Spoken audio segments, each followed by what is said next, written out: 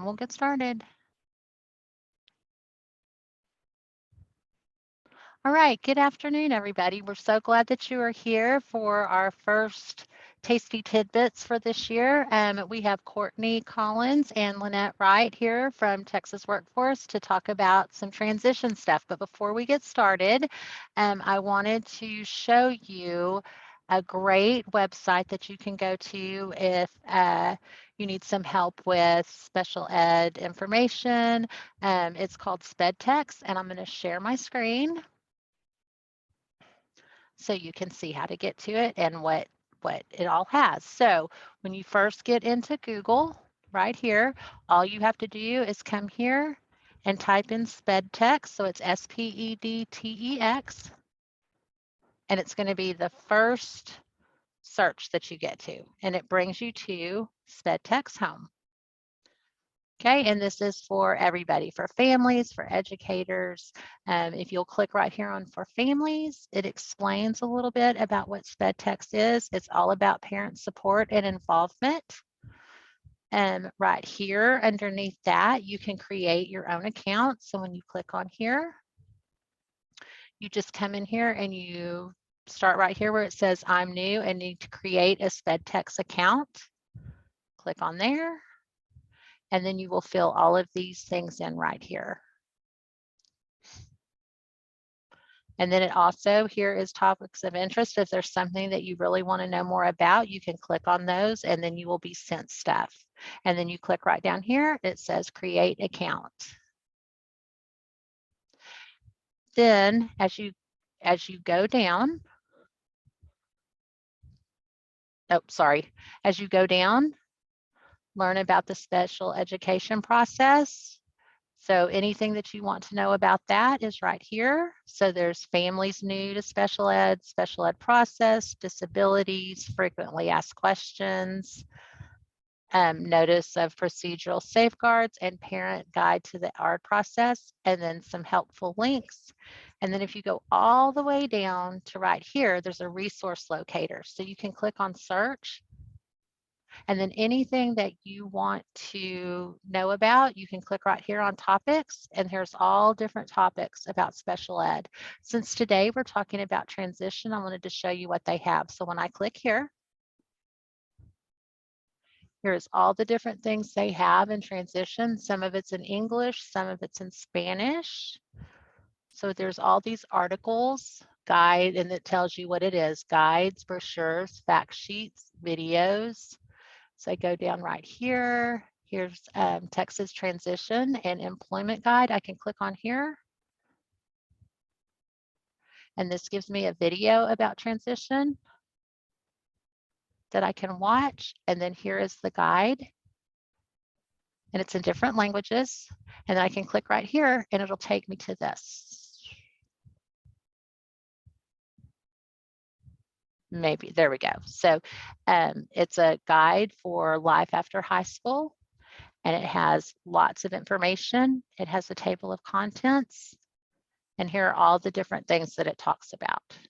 So I just wanted to share that with you so that you, if you have any questions, you can get to it.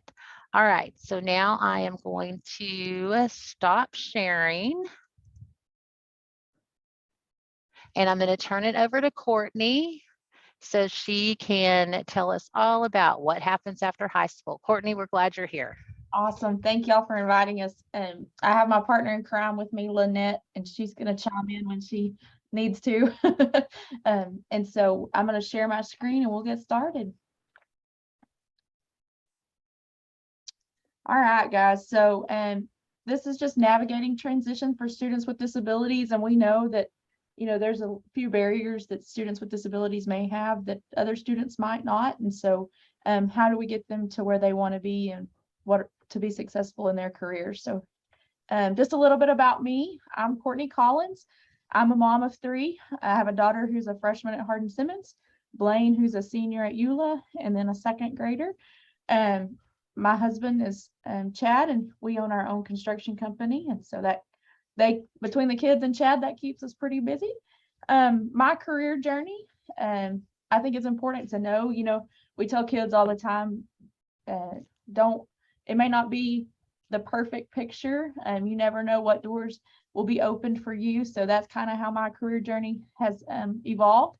I started out as a science teacher and a coach. And then through those two avenues, I really enjoyed special ed and special education and teaching those students who had some barriers to learning and some barriers to maybe behavior and things like that. And so I jumped into that world for a little bit. And through that, when you have your third child, coaching's no longer an option. And so I went back and got my school counselor's certification and enjoyed that for 9 years. And through the counseling position, I really enjoyed talking to kids about their futures and helping them plan. And so I became the rural partnerships coordinator here at Workforce Solutions. And through that position, I also took over the student hireability navigator when Bill Dean moved up in the world, I guess you could say. And so I've enjoyed this position, and I get to work with Lynette very closely. And so I'm excited about the things that are coming to West Central Texas through that position. So Workforce Solutions of West Central Texas, we cover 19 counties in West Central Texas, 61 school districts. If you are in Region 14, you sit inside of our workforce development area. 95% of our schools are what are considered rural communities. And so there's a map of all the counties that we cover and kind of where we sit in Texas. This is a little bit, let me.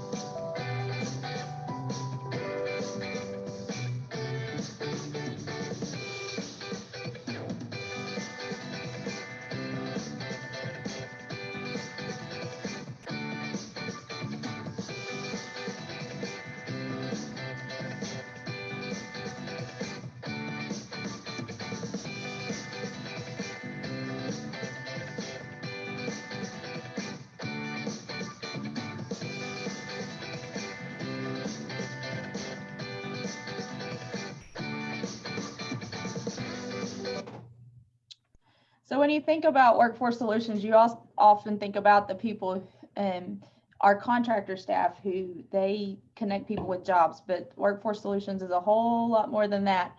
And we have kind of 4 goals that we kind of work around. And so the first one is we want to grow a diverse and adaptable workforce for the communities of West Central Texas. We want to build relationships with employers, industry, and community leaders to help foster that growth. We want to support our communities and schools as they encourage post-secondary training and education. And then we want to educate the employee pipeline about growing high demand, high wage jobs in our region.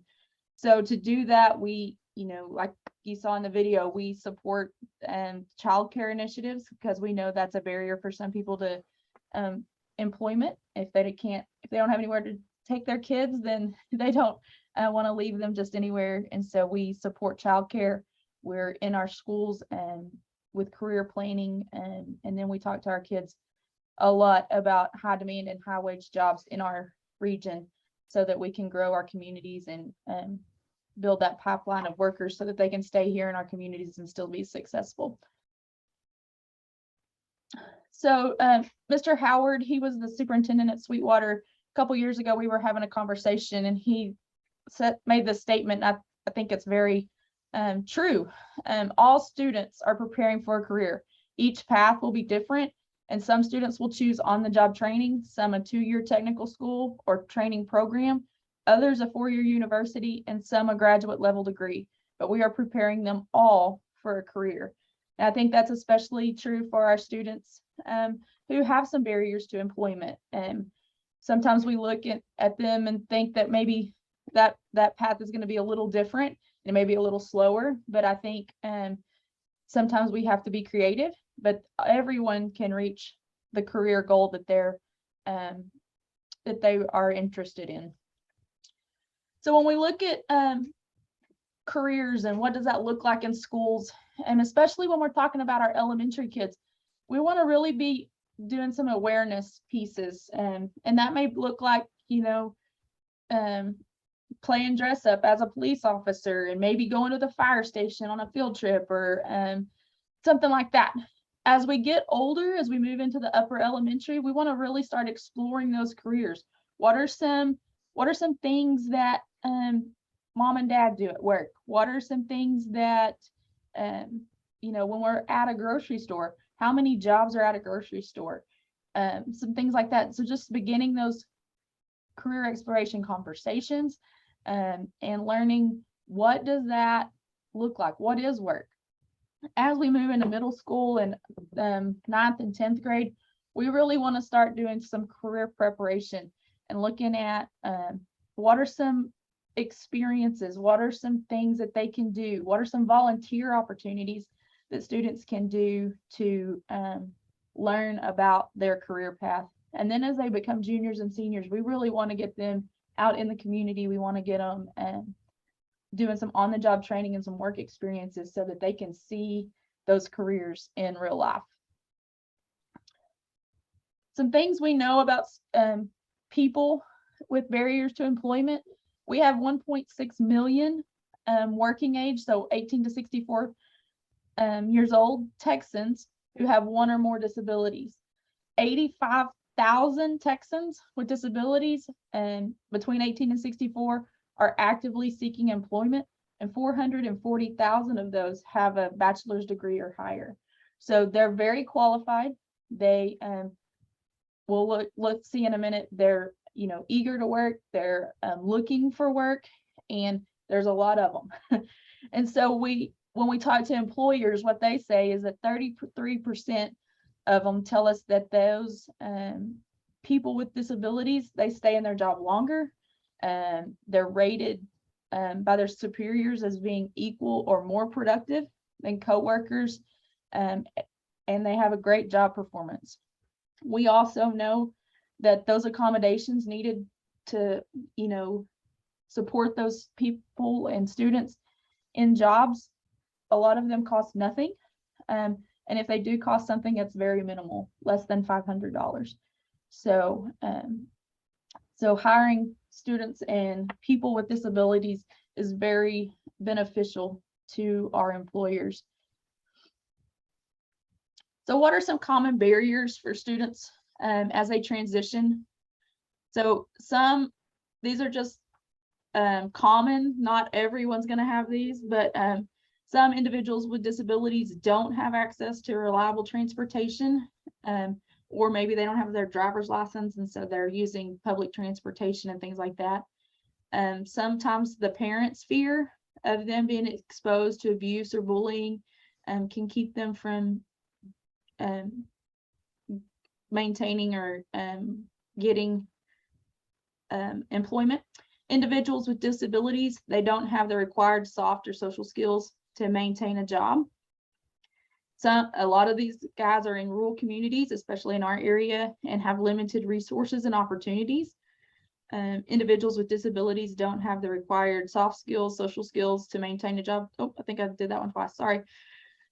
Employers have negative biases and fears about hiring individuals with disabilities, and those are getting fewer and fewer with the with the opportunities that we're putting students and adults in, and so that's a great thing.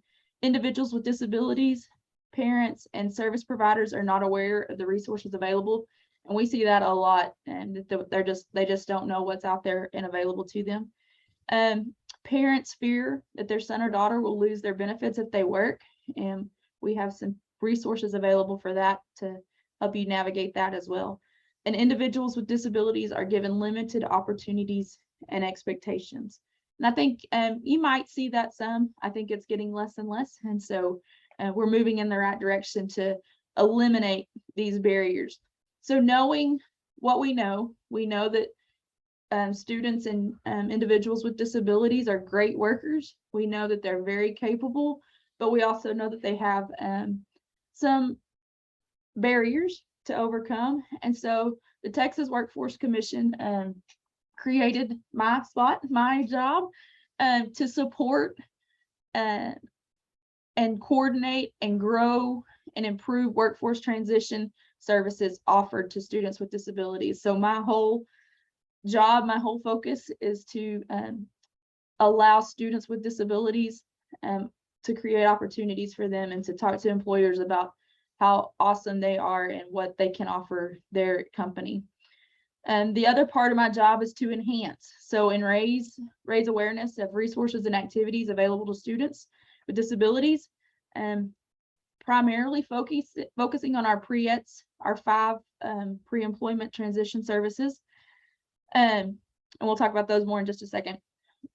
Just increasing community coordination to provide information, training, and technical assistance, and then inform and engage employers to increase understanding and develop work-based learning opportunities. So that's what I'm doing all day, every day, working for kids and schools and helping them in communities and helping them provide opportunities for students with disabilities. So what is a student, higher ability student? They are ages 14 to 22, and we can start as early as 14, providing them those pre-ET services and getting them placed in some work-based learning experiences. They have to be eligible and or receiving services through special education or the 504. And they have to be in an educational program. So that could include secondary education, that could be homeschooling, that could be even post-secondary college or training programs or things like that. So any kind of educational program. So what do we look at and what do we focus on? We really focus on career exploration.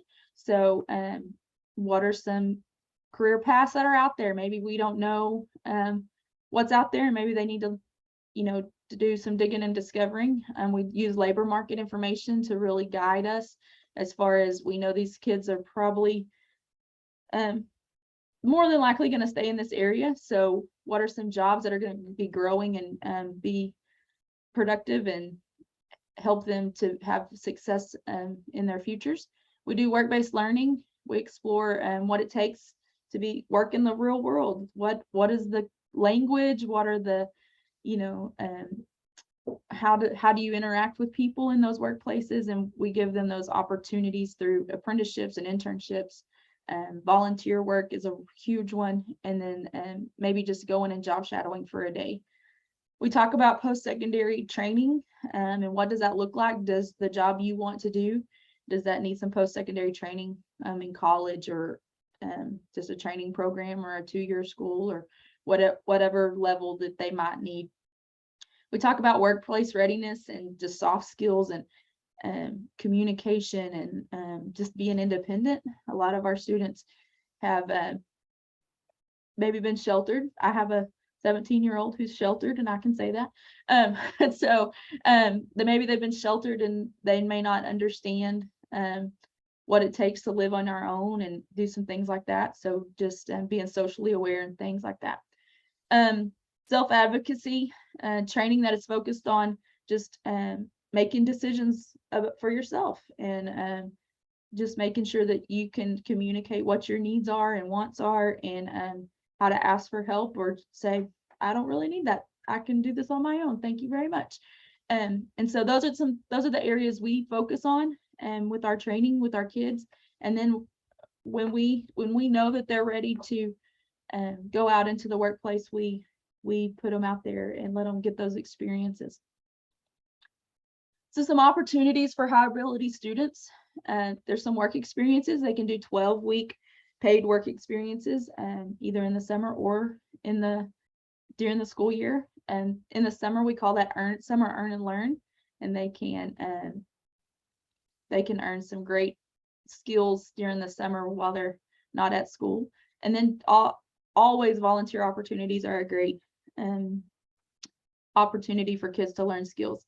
Some other opportunities, the Maroon opportunity, that's a LEAP, that's through Texas A&M, Leadership, Employment, and Advocacy Project.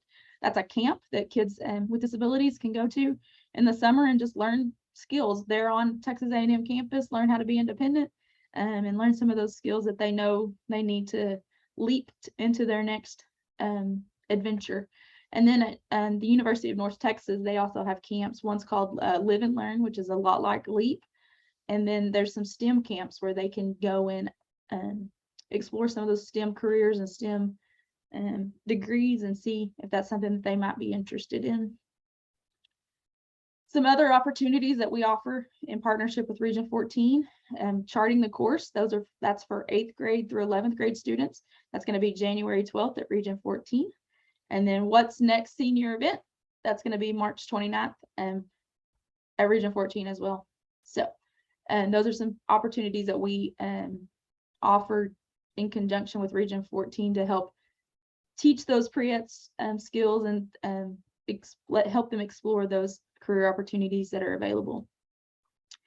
So why vocational rehab services? Vocational rehab services are important for a student or an individual with disabilities, and they provide an individualized approach of meeting the needs of each person.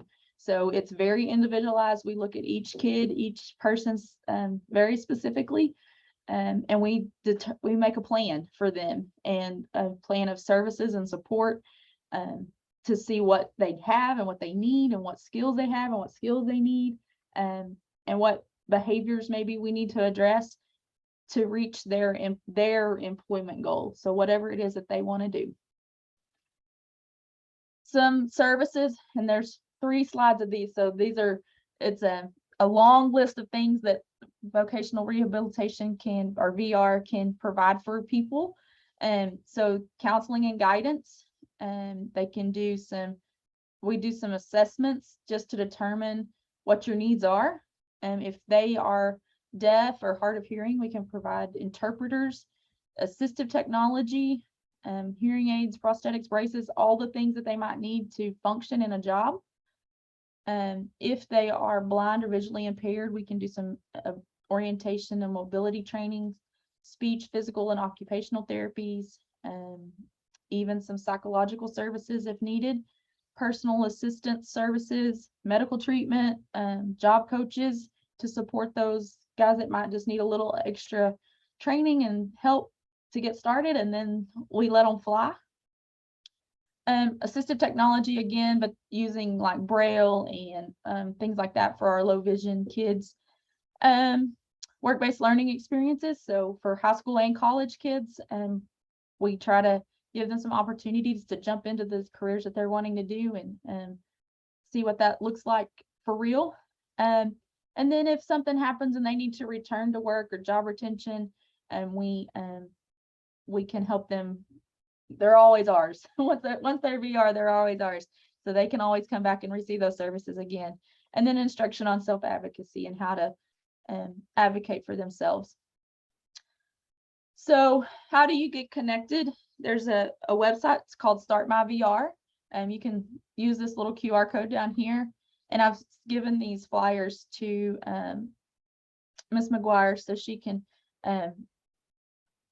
send them out as needed. But you can always go to the website on the vocational rehab services there's a Start My VR, and you fill out that form and you can get connected to your VR counselor in your area.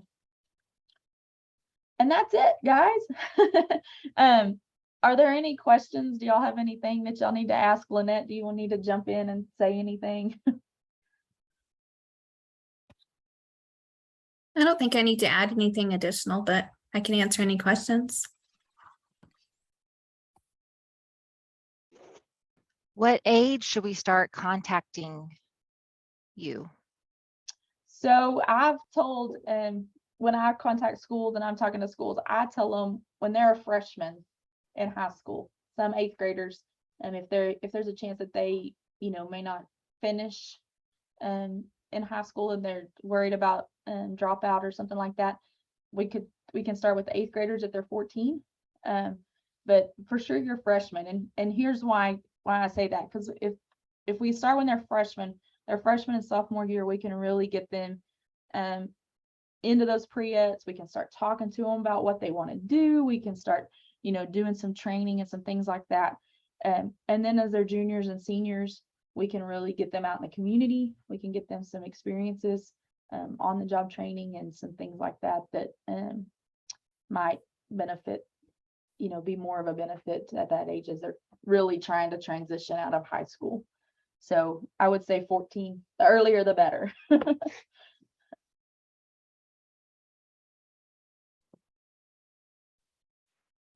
Okay, I have a quick question. So a lot of our kids are in rural areas. So what kind of jobs in the small towns have you guys seen that are available for them? Lynette, do you want to jump on that? Sure. So it really depends on the community. So sometimes it's just thinking outside of the box. But if we get into a rural area, of course, we're still going to want to target at least the somewhat of the customer's interest. And if we can't find those opportunities in the community, then we're going to start talking to them about, well, what in that job is of interest to you? And then think about your geographical area, like what's here that you would like to start, just as a learning opportunity, as an opportunity for employment during school, and start exploring that. And if it turns out, like a lot of times sometimes we partner with school districts, like I would say probably in most cases, especially those younger students, partnering with the school districts at a young age and kind of giving them assigned job duties at the school has been success. The students are being paid. The state of Texas is providing the liability insurance as part of our program. So it's really just, they're still on the same campus. We can provide that work skills trainer if it needs it. So that's always reassuring to the school districts that, if they need that extra support, we do have a small rural school district at the moment that is really thinking outside of the box about a student and how they can work with us to provide opportunities for that student, because there's not really a lot of things in that geographical area. But if there are opportunities in there, typically we look at the schools. That's typically one of the larger employers, but we then look at hospitals, libraries, things like that. It doesn't really matter. We'll talk to any business. It's usually easier to get an experience for a student if it's a locally owned business, so we don't have to go all the way up through franchise to get the approval. So it's usually a little quicker to get that started, but we're not opposed to going through the franchise chain of command if we need to in order to get something connected. And in most time, employers are receptive of doing that because they want to be that partnership, especially when it's a component of that student's educational program, because they want to show that they're a part vested in the community. And just along that same line, if there's absolutely nothing there, like we currently have a student who just exited high school and last summer, and then currently, we arranged public transportation, and he rides rural transportation into Abilene 4 days a week, and he works about 30 hours a week, and then he rides that home, and he's committed to it because he rides on the bus 2 hours a day just to be able to get to his job. And so that has meant a lot for him. It's worked out. It's going to turn into an employment opportunity for a student who really didn't have a lot in his community to be offered to him. So sometimes it's just thinking outside the box and really searching for opportunities that will meet their interests and abilities.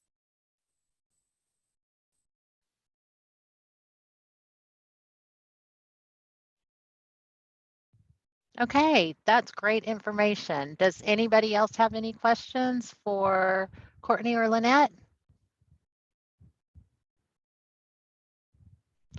Okay, well, I want to thank you guys for being here today. Again, this is recorded, and so by this afternoon, it will be on our parent website, and I will send it out to everybody so that they can, so that if you need to go back to it or you want to share it with anybody, you can. Again, Courtney and Lynette, thank y'all for being here, and thanks to all of y'all for coming and spending part of your day with us. Thank you, guys. Y'all have a great day. Thank you. Y'all too. Bye-bye.